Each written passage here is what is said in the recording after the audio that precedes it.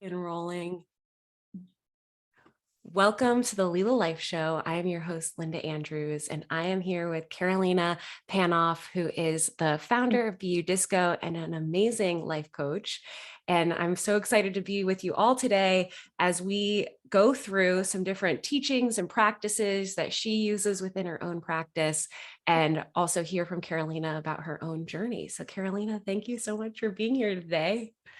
Thank you. I'm so excited to be here. And I might add, you're actually popping my podcast cherry. So this is very exciting. Thank you. Thank you. Awesome. Well, I hope this will set the bar for you. Absolutely. My intention, amongst so many. So the Lila way, as I share, is heal, be, and create. And one of my absolute passions is working with other wellness entrepreneurs in understanding heal, be, and create in their own lives and how they share that with others.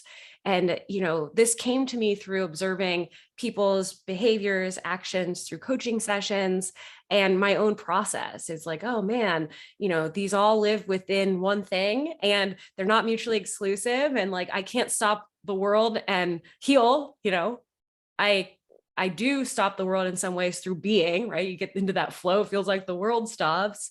And then the creating the actions that we're taking each day in our life or our business. I'd love to hear from you, Carolina, about how you have come to the moment that you're in right now. If you could just give a little bit of a history and a backstory, and we'll take some of the threads of heal, be, and create and go from there. Beautiful. Sure. So I feel like there's so many threads that really weave together the tapestry of where I am right now, and why I decided to choose to become a life coach and also start a wellness company. And I would say that the three main pieces were, I used to have an extreme fear of being seen, and I lived in a very dense box that I couldn't see through. I wasn't able to understand or see through my own limitations when it came to what was possible for me in my life. So I would walk into a room, I would feel social anxiety. I would present as a very extroverted person who had a lot of friends, but on the inside there was this fear of rejection, this fear of being seen. And it really informed how I used to live my life and how I used to interact with people. And it wasn't until I got a glimpse outside that box that I recognized that there was something else. There was something greater. And that was really a big part of my healing journey, and a big precipice of just starting it. And, there's so many things that, like, I think in my experience that we're so good at distracting ourselves from the things that need our attention. And once I was able to see through it, it was like pulling a thread and things started to unravel. It was like that belief was connected to this belief, and that was connected to my parents' divorce, and this was connected to something else. So I really just started loving the experience of starting to get free from these things, because it immediately would start improving. And it's not that like I would notice the belief and like be able to eradicate it or live above it immediately, but over time and with awareness and just with like dedication and slowing down, I started to be able to kind of open up my aperture and see that there was a different way to live that was so much more easeful, that just felt better and felt truer. And it was only my mind that was limiting me. So I kind of became obsessed with this kind of work. I started first when I was getting into the wellness space, I would say about 6 years ago. It was very heady. It was very like, I'm going to read everything. And I would finish one book and then get to the next. And I wouldn't really take any time for implementation. And it was a race. It was like, okay, I'm going to be the best if I can go ahead and read all the things. But then later on, there was this element of just slowing down and realizing, taking time with the teachings, taking time with whatever I'm reading and starting to implement it in my life actually served me better. And yeah, it's almost like whenever we're learning something new, it takes a while to truly embody it. And I feel like that healing process is like allowing yourself to take the space and time to embody whatever it is that you're working on in that moment. But I absolutely love this work, and I really love the freedom that it's given me in my life. And I feel like life is the biggest coach. It brings up the things that are ready to be healed, the things that are ready to be looked at, the triggers are our friends. They are the stepping stones to greater freedom. And if we can live like that, it's super empowering. It's so interesting. I had a coffee today with a girlfriend of mine, and really reflecting of this specific relationship, of some of the things you're saying, where within myself at times there was, say, triggers or boundaries that I wasn't aware of that I needed, or all these different things. And the relationship took a pretty big pause for a while. And in this experience of reconnecting, there's this experience of growth over time. And although things were maybe messy and hard and all these things, it's like you can still see, like, whoa, what a oddly healing journey through this one example. And you can use so many of the experiences in life to be like that as the teachers. I love the life is your best coach. Yeah, it truly is the real coach. So that contrast, like when you were peeking out of your box, what did you describe it as? A very thick, that you couldn't see through your reality box? Yeah, it was truly just having blinders on. It's like the lenses I was looking at life through and Mm-hmm. experiencing life through were that when I would walk into a room, Mm-hmm. people were talking about me, people were Mm-hmm. noticing me. It was very like egocentric, to be honest. It was Mm-hmm. but it was fear-based. It was just that, am I going to be accepted? It was really this core wounding of like not feeling accepted. And I was Mm-hmm. really looking for that acceptance outside of me. In every social situation, there was manipulations that I would do in order to feel that acceptance from other people. Mm-hmm. Whereas in my healing journey, and what brought me to coaching as well, is just recognizing we are the only ones that are able to give that to ourselves. It's like we might try and knock on so many doors, whether it's friendship, whether it's love, whether it's even our parents, going back to childhood memories where you perhaps didn't feel accepted by your parents, and calling them up and being like, hey, I didn't feel like it, asking and drawing that acceptance out of them now today. Mm-hmm. That is actually going to be the cure, but it's truly our own acceptance. It's like everything is a projection of what we have going on inside of us. So yeah, it was just a dense, foggy box where it's like I really believed the limitations. I really believed those limiting beliefs. Mm-hmm. And it wasn't until like one of the threads got loose that I was able to pull it. Kind of like when you have a sweater and you're like, oh God, like that one thread gets loose and you're like, shit, this whole thing is gonna fall apart. In this case, with limitations, it's a good thing. With our clothing, not so much. But Yeah. I think that's the way I would describe it. Yeah, there's like a fragility to it, and like in that falling apart, the possibility. And I think so many people can relate to that, where it's like, I don't know. I think about this a lot, actually. Like, I'm in this box. I want to go here. I'm not here because I'm still in this box. The box can feel restrictive, sometimes less restrictive. Maybe sometimes all the doors of the box are open, and it's like, what Yeah. is that stopping from accessing the becoming of, maybe we'll say, the next version of you, your higher self, all those things. And it just feels like you had a very real experience of the access to that contrast of like, whoa, this exists, but like, and I'm still here. And for a lot of Mhm. people, they don't even get the taste of what exists. So it's hard to get out of the box. For you, when you were getting out of the box, like, okay, I can see what exists. I'm still in the box. The threads are coming down to the box. What were you doing to support yourself in that stepping into? What do you still do? And what are some of those tools you use with clients? I'm on the edge of my seat. Yeah.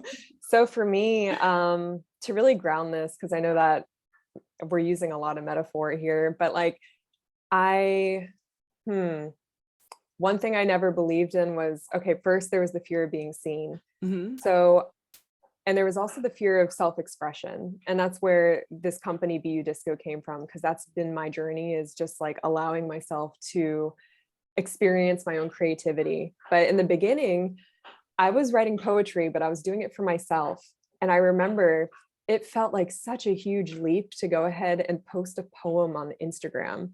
So honestly, Instagram, if used correctly, can be a tool for like expanding into your next level and getting comfortable and kind of like feeling your nervous system as you're about to share and post something vulnerable with the world. Mhm. Um, so I would lean in. I got that taste and I was like, okay, it's funny. The paradox of transformation here is that in order for me to feel comfortable being seen, I need to allow myself to be seen. So you simply just need to lean in. And I know this sounds like really kitschy and cliche, but it's like if you fear failure, the medicine you need is to fail. If you fear being seen, the medicine you need is to allow yourself to be seen, to put yourself or your work out there. And that's also a really great distinction. You're really putting your work out there. You're not putting yourself out there. So if Mm. there's a sense of rejection, it's your work that's being rejected, Mhm. not you. The truth of who Mhm. you are is just so much broader than a poem that you write or a song that you sing. But for me, it was just leaning into that discomfort and then noticing my body and noticing my nervous system like reacting in fight or flight, Mhm. breathing into it, and just like telling myself it's safe to be seen. It's Mm. safe to be seen. And as you continue doing that, it's like your appetite for being seen and your threshold of what's comfortable starts to grow. Mhm. And it's layers and layers and layers. So like right now, it's very comfortable for me to guide groups of like 100 people in a guided wellness experience. However, put me on stage in front of like 1,000 people, that's my new edge. So Mhm. as we continue like pushing our boundaries, we start to get comfortable at our baseline and we start integrating at that level. And Mhm. then um, you find out what your next fear is and start challenging that. And life becomes a game almost. It's like, okay, the mind is telling me that I can't do this. Let's question it because I've questioned things before and I've known that I found them to not be true. So what's different about this? Um, so it's really just been like Wim Hof talks about like cold exposure and how you Mhm. want to go ahead and gradually um, have cold exposure. So you don't want to just go straight into 32 degrees freezing water, which would be like an ice block anyways. But same thing with this. It's like your nervous system needs to gradually get comfortable at the level, integrate, and then add some more, add some more, add some more. Um, so that's how I, really got comfortable with, I would say, fear of being seen, fear of rejection, and things of that nature. But it's a constant unraveling. It's like I don't know if it ever really ends, to be honest. But I just know that each level it just feels like greater freedom. Yeah, there's something interesting, like the courage to do the work, including, and I like to use the word disembodiment in this, but it's like perhaps the first step is working on the embodiment. Because it's like if you're doing the work disembodied, that's a hard task, maybe even impossible, or like a limit to how far you could go. And Mhm. so working on that embodiment, which to my understanding, the disembodiment would come as a trauma response.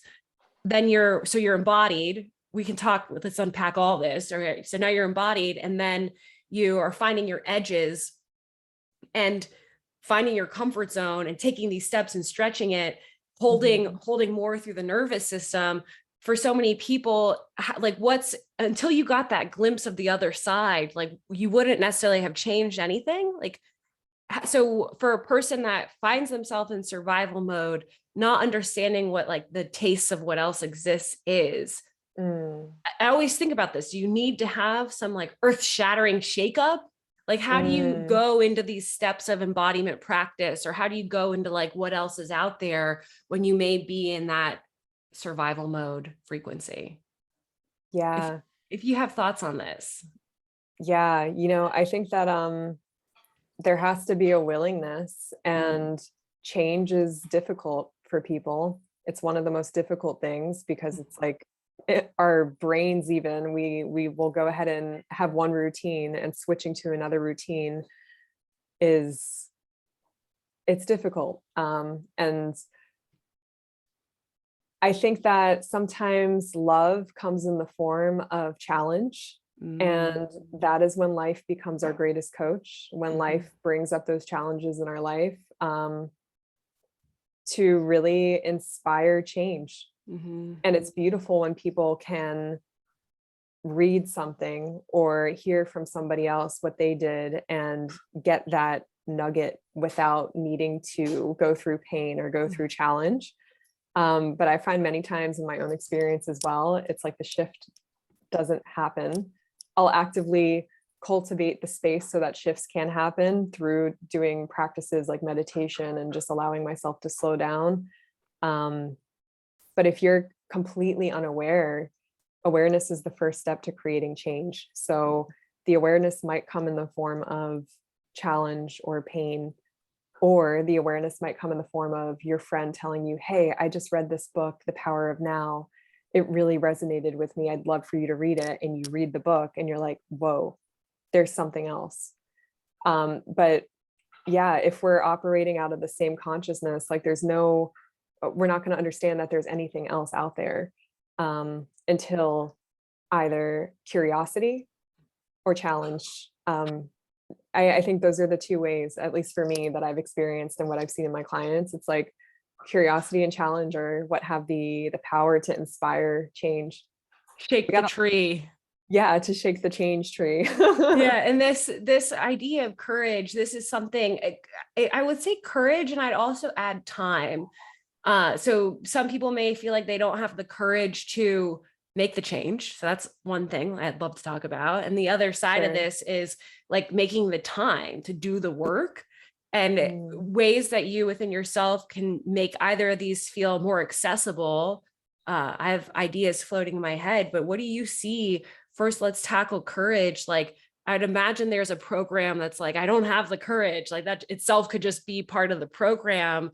And mhm, when I think of like, what's the courage? What is the actual courage about? Like, what is this courage conversation about? At its simplest, to me, it seems like the willingness to see things, or the courage to see things as they truly are. And like, mhm. truly, I bring in truth to that. That alone feels like a big nugget, we'll just say. Yeah, yeah, And absolutely. how, when you reflect on that, like either with yourself or what you may see high level, deep into the level, um, courage, like the role of courage and the ability to believe that you have the courage, and how that relates to truth and seeing things as they are Mm, for then change. I love this question. Wow. So I would say courage is the willingness to be in action without Mhm. understanding and knowing everything, without the ability to pre-plan for the future. It's like our minds are going to want to have all of the steps laid out perfectly.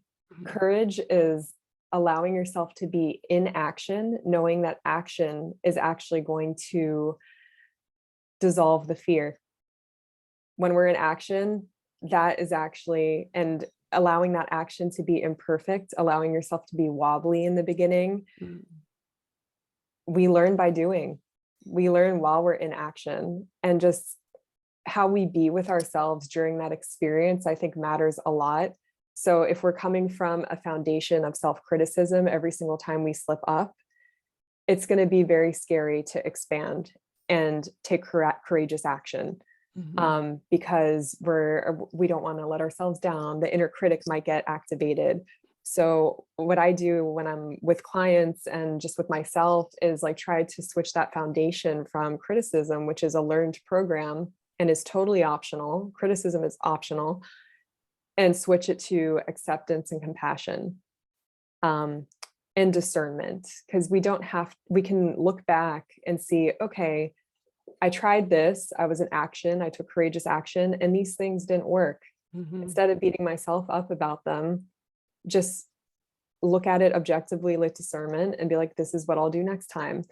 So Mhm. it's recognizing that each step we take, every courageous step that we're in action is truly, and although the mind might want to label that as failure, if we're not failing, like we're not learning.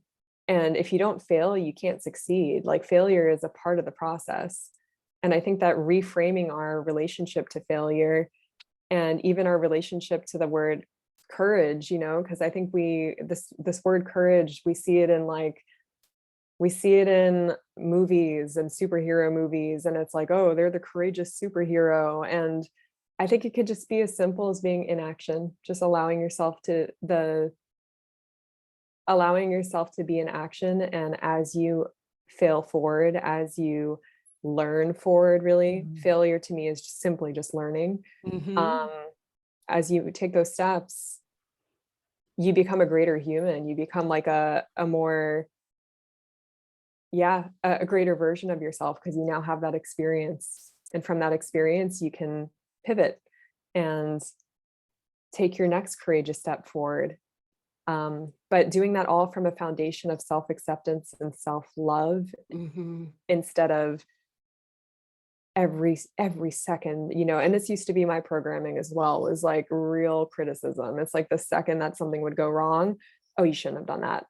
It's like that. And that voice, it's not that that voice is bad. Mhm. It's the critic is really trying to protect you. And Mhm. it's just and that's fine. It's just, does it work? And that's another Mhm. thing in coaching, is asking, does it work? Is it actually effective? Um, Is this still working now? Like, oh, this might have worked for a very specific scenario, but is it working now? right. Like, and how much more evidence do I need that it's not working now? Yeah, and it takes time to like move from one pattern to the other, because the change, those are like deep grooves that have Mhm. been, we've gone down that neural net or neural pathway so many times that our brain just automatically wants to go there because it's comfortable. Mhm. And the mind and the ego, it thinks whatever is comfortable is safe, even if it's truly not safe. So this is an example of where, changing the programming and being gentle with ourselves as we're moving through that programming. And you know what? This is kind of cyclical, I'm just realizing, because every single time we take a courageous step, Mhm. we're expanding into something different, which is going to kick up our stuff. It's going to kick Mhm. up the programming, Like it which is has to. it has to. And it's a new opportunity Mhm. from that point to choose, am I going to be critical with myself again, or am I going to just simply accept what happened Mhm. and accept that this critic is here, allow the critic to be here, but don't believe it. Don't like embody it. Like you can Mhm. see that it's a pattern of energy, it's not who you are. Mhm. um, we always have that choice of, even if it's a millisecond, just going straight in and starting to dive into, I am the critic, versus, oh, there's this critic energy that's still lingering here. Mhm. It's simply trying to protect me. Yes, I want to be safe too. That's beautiful. We Mhm. want the same thing. I can be compassionate with it and Mhm. let it have its voice, let it speak, but it's not going to run my life and it's not going to run my business. So kind Mhm. of allowing it to be in the car, because it is a part of us. It's a Mhm. energetic part until it no longer is and it's fully integrated. But um yeah, just like along the journey, it's being accepting of the critic, allowing the critic to have its spot, allowing it to speak. And sometimes we might have to do that. We might have to embody that part of us and really try on whatever it has to say. So it might look something like, gosh, I always fail. I'm not good enough. Whatever those beliefs are, like really allowing yourself to express them, Mhm. and then moving back into the truth of who you are, the awareness. And obviously you're not always in critic energy. There's like a whole other smorgasbord of energies that we get to play with in this life. But from that place, tell that part what it needs to hear. Really allow yourself to be compassionate with it and be like, I hear you. I understand that this was really difficult and you're scared. I just want you to know, like, having that dialogue. Mhm. That's something that I do for myself. And I find it really helpful with clients as well, to it's called parts work, and I'm sure you're familiar with it, but just like allowing these different parts of ourselves to have a place to express, Mhm. and then meeting them with compassion. Even when you said I am the critic, or I think that was how you said it, I am the critic, it was like a moment of relief, like an ownership, like this is a part of me, I am the critic, like, oh, then this I am a really loud critic right now, and like it just felt instant ownership of that, in this example. And then it's like, okay, and now what? It's like, and now I'm going to be a really loud critic more, but it's almost like in that ownership, it's like, or I'm gonna, go make a smoothie and feel really empowered, or whatever that shift could be. And I love when you said the courage and as action, like Mm, what a reframe of accessibility.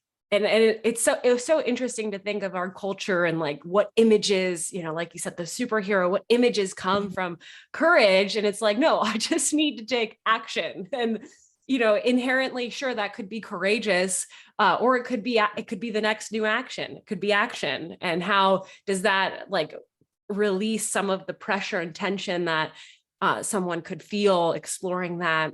When we were mhm, talking about courage, I was reminded of the word perfect, and how like growing up, this may sound weird, but like we weren't really allowed to use that word. Like there was like a reservation of perfection through Christianity. And I could tell in my later years, like now, I started using the word perfect. And for mm, me, perfect is the expression of acceptance. Like it is mm, all perfect. It's perfect, it's perfect. Like, and in that courage, in that courageous action, in the courage, in the action, and in the like the discernment of shift, of change, it feels like the perfection of it all. And yeah, maybe new actions, more things will come to light, but like it inherently feels it is the best that a person has access to in that moment, or else why would that be happening? And it doesn't mean that it's not with suffering and challenge and all the things, but I maybe perfect for me is a scapegoat for acceptance. Like, I don't know. I just started to become really in love with the word perfect as uh-huh, another option for acceptance, and like the allowance that things could actually be perfect as they are. And it feels like so mm, much of the messaging is around like what will be. And there's a lot that is. mm. And like, Yeah, oh, it's perfect. yeah, yeah. And I think that that's what those parts of us, that the parts that don't feel comfortable for us to express sometimes. So Mhm, like fear of failure, criticism, fear of mhm, being seen, all these younger parts of ourselves, mhm, they're just looking to be met with perfect, with acceptance. And once they mhm, are, I love the metaphor. These parts are almost like little children looking for attention. It's like, hey mom, look at my cartwheel. Look at my cartwheel. If you're a parent and you don't look at that child's cartwheel or rate it 1 to 10, like they're going to get louder. Same with these parts of us. If we don't accept them, if we don't allow them to just be as they are and see them for what they are and not actually embody them. So it's not really, noticing that there's a separation between us and this pattern of mhm. fear or whatever, um, they get louder. So I think that they are truly perfect the way they are. Without as loud as they are, as quiet as they are, whatever they are, and seeing it as they are, and then working with Hmm. them. Perhaps the parts work, you mentioned that you also do some inner child work and embodiment practices. How does the inner child and the parts work go hand in hand, Hmm. if they do? Yeah, they do. I think one thing that's really helpful when it comes to inner child work is to really visualize and bring somebody into like a present state of mind and have them walk through their childhood home. Of course, they're just seated here, but like Mhm. imagine that you're in your childhood home, you're walking around and you see one of your caretakers. So perhaps you see your mother, and just notice in your body like what feelings come up. What did you learn from your mother about whatever the topic is that we're exploring? And um, a lot of times there are unmet needs that we had in childhood. Perhaps we didn't feel like we were heard. Perhaps we didn't feel like our emotions were allowed. So we learned how to stuff them down instead. So it's like allowing yourself to get present with that, see what those things are. And the parts work here could be you embodying and expressing your little kid. So whatever that little child needed to hear Mhm. or wants to say, like, I feel like, really allowing yourself to go there, like letting your body become small. And Mhm. there's real like medicine in this. Allowing your voice to become that of a little child again and speak in really simple sentences and be like, you never pay attention to me, like whatever it is that what was your core experience as a child. Mhm. Allow yourself to ham it up 100%. Just like give that little kid the microphone and let them go with it. So this is you embodying your little child and what they needed. And then you can embody your parent and the essence of your parent. And perhaps you didn't receive that at the time and at the moment, but you can then become the part which is maternal or paternal and tell that little child what they needed to hear and allow yourself to really play out these two parts. So parts work is wonderful for inner child work. And gosh, I mean, it's been extremely healing for me. Beautiful. Wow. And I feel through that just so much integration and healing. Um, wow. Yeah, there I was had a moment flash. My younger brother played football and I would be swimming and I'd go watch his games and I'd jump in front of my dad and be like, look at me, look at me, look at me. And like the cheerleaders were over here and I'm like doing whatever crazy thing. And it's just funny how these patterns and cycles continue on and continue on. And the getting louder piece, it's like, how loud do you want some of this stuff to get before you're listening to the unmet needs of your inner self? And Mm, so this is I think a nice segue into the time. So you realize, okay, I want to do some of this work, but how do I have the time for it? I'm working my 12-hour shift, my 9 to 5, inflation is whatever, all the stories about the world, family stress, money stress, like make the list as juicy and big as you want to for why there's no time or even energy. What's a way to step into or start? I like to think about the world, heavily influenced by social media and including TikTok, which in my mind is like a minute or less. Like if this is what we're up against in terms of how sticky distractions are, what becomes like the one thing or the first step or the biggest power packed punch that can help a person start to integrate, start to heal, start to create. We can take this so many ways. I'd love to hear from you about this, from like baseline starting point recommendations or even like practice enhancers. Like if you're in the space or you have a devout practice, like there's always something to fine tune or make even more empowered or perfect. mm. Well, I think that, it really depends on who you are. Like for me, this work is like one of my core values. So it's something that I actually enjoy doing as well. So I do have a practice, but I would say once again, life is going to kick up our stuff.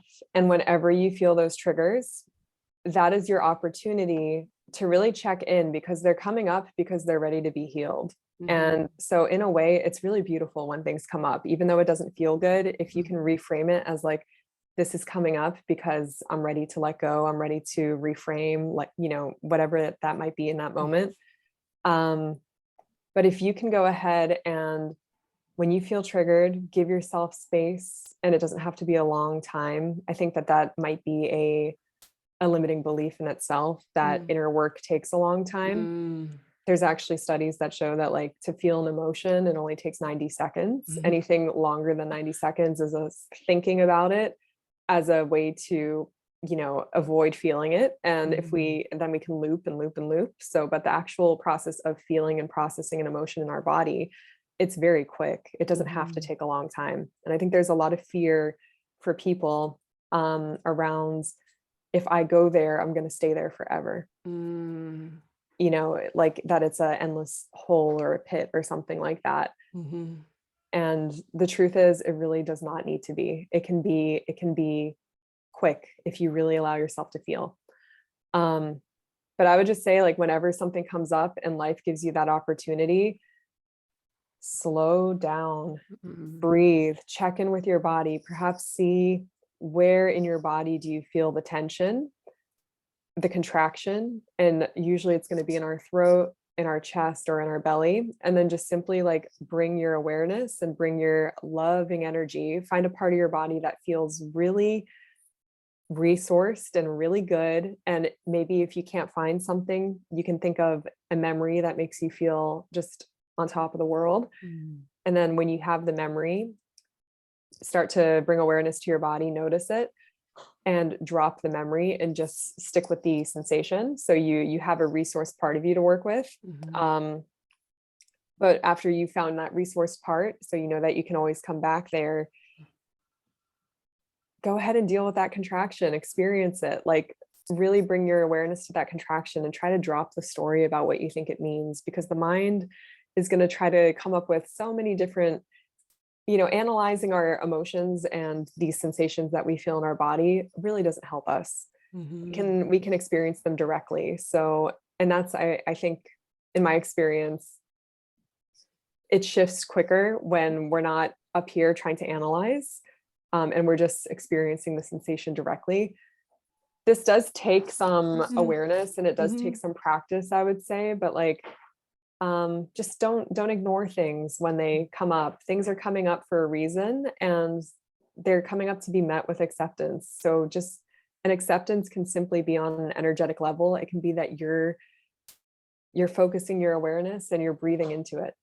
And over time, maybe like 5 minutes, you're going to notice that whatever that contraction was, it might start to dissolve a little bit.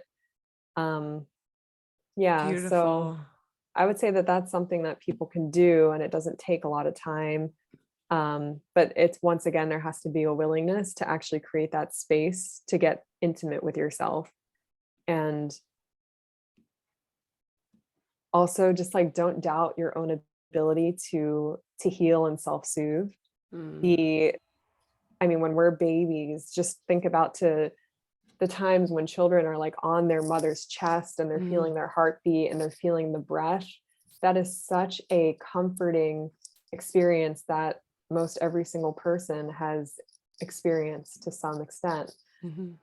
It's like foundational to just being human. Mhm. So if we're able to connect to our breath and our heart and, slow down, it almost mimics that experience that we had as children of like comforting and self-soothing. And um yeah. You're reminding me of how, like, the evolution of that for all the adults out there. It's like, I can't be carried as an infant by my mom right now, but I can give myself that nurturing. And it's something I've been doing on any given moment in my front yard, laying belly down, like feeling the support of the earth and just like Mm, feeling that same visual of like feeling that nurturance. And even maybe I can overlay and play with some imagery of other times and feeling that nurturing, but like, and even that vision of like the whole earth is supporting me right now, like to mhm. receive that at whatever moment. That's what was coming through while you were saying that. And just felt like, oh yeah, I was just laying in the front yard, like, the Yeah, back feels good too, but the belly, it's just a different experience. Pick your yeah, because medicine. yeah, totally. Pick your medicine, yeah. But you're right, because it's like you can really feel your belly expanding into the ground, and like you can feel your heartbeat more when it's, yeah, that's beautiful. Yeah, feel a little ant on the finger. Like, Instead of cool. tree hugging, we're gonna be Yeah, earth we're gonna hugging. earth and hard on our bellies. Carolina, thank you so much. There's so many gems. When I think about this podcast and think about what comes through and think about people, what they're going through or they're listening to, what they're listening to for something, what's their intention for tuning in, and just trust that in the past 40 minutes or so that we've been together, there's so many not tiny gems, like huge nuggets of gold, that if a person gives themselves the gift to go back and let them be with some of these words and their inner workings, or getting curious and perhaps feeling curious, inspired into action to reach out to you, how could a person engage with you? Obviously, you have the BU discos, which are fantastic. And you also have this continuing to emerge part of you as a coach that we just, like I said, received so many big not only gems but nuggets, gold nuggets. I don't know, I'm like picturing literally gold nuggets in today's podcast. So where's the best way for someone to engage with you? Either first for BU disco, and then, or let's say first for coaching, and then second if they're interested to integrate through disco and local, I guess. Sure, sure. Well, honestly, I think that for coaching, if you want to get familiar with my style and the kind of work that I do, you can follow me on Instagram. My handle is Carolina.Panoff.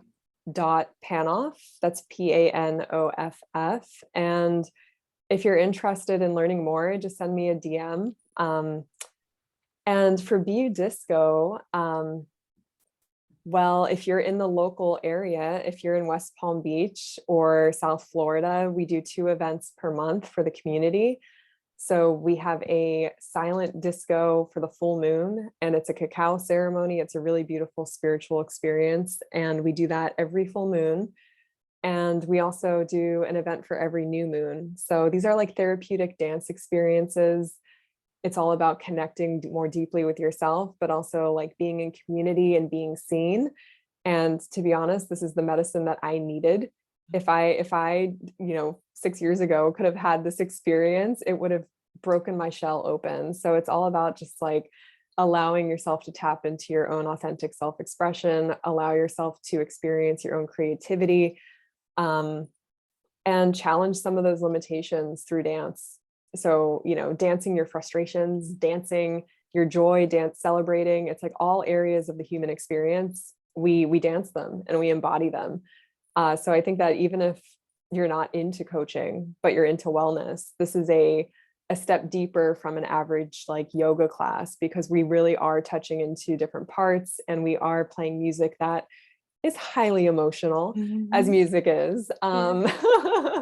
If I cry when I create the playlist, I know that it's going to be a good one. So that's always a good sign. Well, and it's funny, we started talking about the box and not being able to see, outside the box. And it's like, if you want to get a taste of what's outside the box, come to BU Disco and experience it firsthand and create that new set point for yourself. As we wrap, I'd love to hear a closing final thought. This can be a blessing, words of encouragement, a teaching gem. This is how you get to end today's show as our guest on the Lila Life Show. So thank you again for being here, and closing thoughts. Well, I'm really grateful for being here, and you're very amazing and so good at guiding the conversation. This felt like honestly effortless. So thank you for such a beautiful space. I would say my biggest nugget is that you don't need to use criticism to change. That is an outdated strategy. Learn how to accept yourself and to change, because first off, it feels better. And secondly, it's actually more productive. It allows you to pivot more easily in your life. It allows you to take bigger risks and go after bigger goals, because you're not going to be so worried that the critic might awaken. And also just know that all these parts are actually trying to serve you. The critic is actually trying to serve you. It's simply just trying to keep you safe. So if you can look at it from that lens and allow yourself to feel compassion for it, knowing that it's not who you are, it's simply just a pattern of energy, creating that space between you and your patterns. Sorry, these are like 5 nuggets. I'm just like, no, these are I'm all taking things them all in, like truly. Yeah, like just allowing yourself to know that you are not your patterns. There's space there. And when you can see and feel that space, then you can have compassion for them. But when you truly think that you are the critic, and that, then it becomes quite difficult. So yeah, you are not your behaviors, you are not your thoughts, you are not your emotions. You exist prior to that. There's something there that's more foundational. So it's like knowing that you're not always going to feel this way. So good. I received that personally and share that with all of our listeners. And today's episode we can call There Is Space. Let that simmer. So thank you so much, Carolina. And thank you everyone for listening. We'll see you next time on the Lila Life Show.